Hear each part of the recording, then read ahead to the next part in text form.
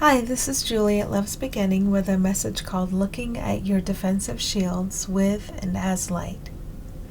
When you feel tension or disturbance, you are looking upon the world that yesterday would show you. The world of the past has nothing to do with this moment right now. Tension or disturbance only means that you have an invitation to focus upon what is here now, beyond everything the senses would tell you. When you feel tension or disturbance, you are relying upon bonds connecting meaningless thoughts from ego, giving them seeming structure, reality, and effect in your experience. Your reliance upon these imaginary bonds connecting egoic thoughts makes it seem as if painful consequence is an actual thing.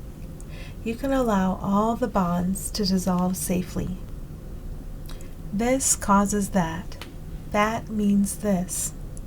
Allow all the egoic bonds between the separate this and that to dissolve, and what do you have? Here. Now. You are in a place where blame is impossible. You are in a place where you are held and carried prior to all notion of egoic bonds. We wish to talk about the experience of sickness and symptoms. Become devoted to the inner that can address anything that seems to be happening on the outer.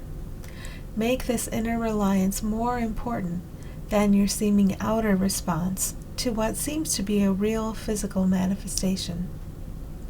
Another way of saying this is that you can rely on that which is prior to the physical to handle all things physical.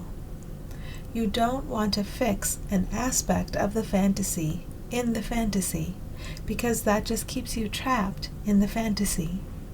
You want to rest in that which is prior to the fantasy, allowing the real to bring the fantasy to a happy and kind conclusion. Fantasies are temporary.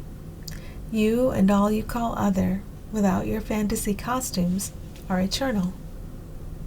As you approach the light, you throw up defensive shields of fear, and these are just past thoughts.